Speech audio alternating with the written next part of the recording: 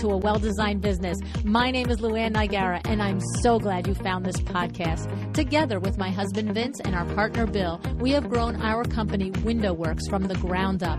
So I know and I understand the challenges you face in running your interior design business.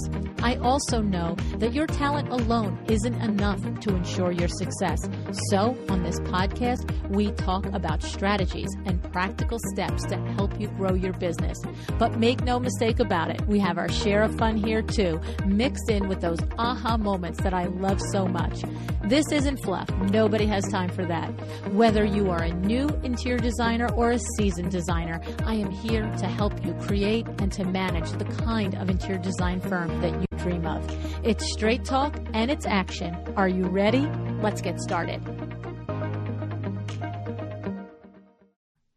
Hi, welcome to A Well-Designed Business. It is What Would Lou Do Day. This is the show where I answer your questions. If you have a question for me, send it to luannigara.com/WWLD. I'll take a moment to thank Article for sponsoring the show. Article is ready to help you now during this pandemic and this COVID-19 crisis.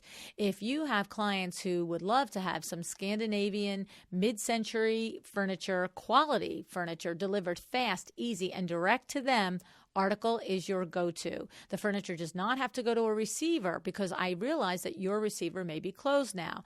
So go to welldesign.article.com. And as a little reminder, you probably have lots of clients that are contemplating how they're going to be at home this summer.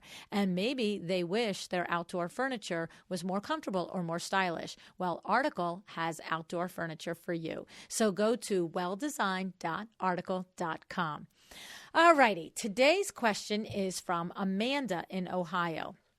Amanda says, I'm a #baby designer. However, I've just started to get some opportunities for bigger projects recently, and I'm really happy about that. The only thing is I keep losing the jobs. So this is what happened on the last one. I met with my clients to do a dining room, and they said that their budget was $20,000. As long as I can get the room done for that, they would be really, really happy. And so I was pretty happy about this too. It wasn't a huge budget, but it was a good-sized budget, and I was looking forward to doing the project. And so we talked a little bit about the style of the table, the chairs, the area rug, that they would want some window treatments and some styling. We looked at some pictures. I went back to my office and got to work on it. Then I presented them my design plan. They were thrilled with everything I presented. It was really terrific, and I was so glad. So then I said to them, that's great. I'm going to go back. I'm going to get the invoice prepared for you, and I'll email it over to you. Well, I emailed it over to them, and I didn't hear anything. And a week went by, and I still didn't hear anything. So then I emailed again, and I said, I hope that you received this. Just looking forward to getting the project started. Do you have any questions? And they emailed back and they said, we are not going ahead with the project. We told you exactly what our budget was, and you didn't stay inside the budget. Well, I couldn't believe it. I was shocked because my design fee and all the furnishings were actually just under $20,000. So I'm not sure what went wrong. Now, the invoice was totaling $24,150 because, of course, there was freight and there was tax on it. But, don't people understand there are freight and tax on projects? Am I doing something wrong? Well, Amanda, I have to say, this happened to Sarah Brennan, oh my goodness, a year and a half ago. Practically the exact same thing.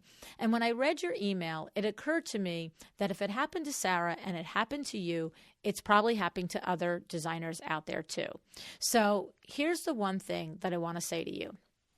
You must remember that you are the professional in the room. You are the one who runs the show, and it is up to you to explain how things go. If a client says that they want it done for $20,000, it is your job to ask the clarifying questions, and it is your job to give the information on the details on how an interior design business is run so that your client can make an informed decision. So let me explain. Mr. and Mrs. Client, Thank you so much for letting me know that your budget is $20,000. I'd like to take a minute to explain that in addition to the actual cost of goods for the furniture, the lighting, the drapes, we will also have fees for freight, for delivery, taxes. And, I'm just going to say as an aside, sometimes you might have your design fee on top of that as well, right? So when you say to me $20,000, do you mean $20,000 plus freight, delivery, and taxes? Or do you mean $20,000 total? You see, that's your job at that moment to clarify, because I'm not thinking about all that. I'm just saying, I told you $20,000. I'm not thinking if I told you $20,000 that I'm getting an invoice for $24,150. That's not a minute over $20,000. That's a lot over $20,000, right? And so the thing is, I'm also not saying as a consumer that I wouldn't understand that there's tax and freight and delivery, but since it happened to you, apparently more than once, it happened to Sarah, I know it's happening to others as well. If someone says their budget's 20, they probably mean their budget's 20. They probably aren't thinking 24,150. Okay? No matter how logical it is to you that the freight and the tax and the delivery are going to go on top of it, a consumer is thinking, I was clear. I told you $20,000. Okay? So that doesn't mean that it can't be $24,150, because there'll be some clients that when you explain that, they're like, no, I got that. I did that. I've done this before. I've worked with a designer before. Or yes, I understand that there's freight and tax. 20, whatever it is, 20,000 for cost of goods is great, and then freight and tax. But others will be like, no, I have 20,000. I've been saving it since the beginning of time, and I finally have it, and this is how much. Right? And so if somebody means 20 all in, then you just have to take a little moment, because you've probably talked about certain, looked at Pinterest pages of certain tables and chairs and lighting and all of that. So you might have to let us know that we're probably going to end up with, $15,000 or $16,000 worth of product in order to be 20 all in. But in the beginning, when there's no emotion tied to it and you're not in contract, it's a conversation, it's information. And all I'm saying is it's your responsibility to lead that conversation up front and professionally. Because when you do that, then you're not going to have any problems, all right? In Sarah's case, I remember she was having an issue about the accessories and the styling budget. They wanted her to include it in the full service, okay, because it comes with their full service. Then as things went along at one point, then they didn't want it included, okay? And then they did again, okay? So it was like it was included because it was part of the package. Then they didn't want it, and then they did want it. And so when they did want it that, I guess, technically second time, she actually sat down and created a budget and created the mood board or whatever it is for it. And the proposal came in at $5,500. And then they said, no way again, right? And so she was like, okay, fine. And remember, this is way, like a year and a half ago. So she was getting her sea legs too at this point, right? So she's on this seesaw with them back and forth. But then she ultimately delivered the rest of the room, sans the styling, and they loved the room so much that they started to think, wow, we really need your styling. So they said, would you style the room? And she about looked at them like they were crazy, right? I get it. But they said, what if we said to you, we had $3,500 for styling? Could you do it? And she said, we could, eliminate this or eliminate that, but I really do think we could do it for $3,500. So she set about putting all together all the items to go into the styling for $3,500, and she promptly sent them an invoice for $4,200 because that represented the 15% freight and the 6% tax. And guess what? They lost it too. Except they were not nice about it. They called her and they were like, we don't understand. We specifically told you $3,500. This is an invoice for $4,200. And she was just as shocked and lost as you were, Amanda. And the thing was, so she calls me and we're on the phone and she's telling me the story. And keep in mind that she's upset because this has kind of been a seesaw thing and she thinks it's finally done. And honestly, I had to ask her to tell me the story 3 times before I understood it. Because in my brain, I kept thinking, what am I missing? They told her $3,500 and she sent an invoice for $42. And I'm like, asking her the story again. And she tells it to me again. And finally, I'm like, Sarah, I don't get it. What don't you get about the fact that they told you $3,500 and you keep telling me the invoice was $42? And we both just stood there for a moment in quiet. And she said, well, what about the tax and freight? I'm like, what about it?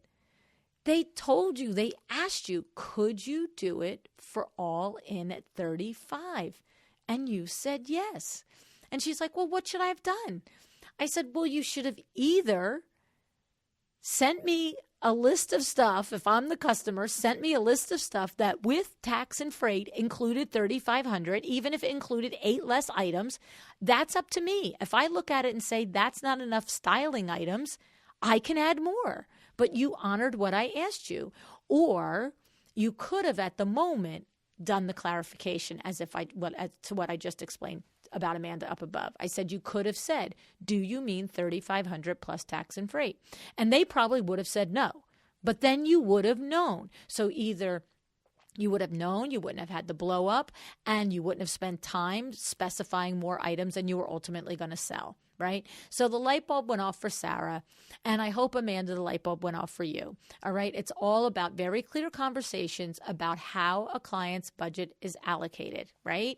And I have to say, Sarah has never been caught in this dilemma again, whether it's been a $100,000 budget, a $10,000 budget, or a $3,500 budget, because she always explains when we talk about budget, she talks about what her design fee is going to be, what the tax, what the freight is, what the delivery is. And then everybody gets on the same page and all is right in the design world again, right? Makes sense, right? I hope so. It doesn't have to be hard. It doesn't have to be a hard conversation. It doesn't have to be adversarial.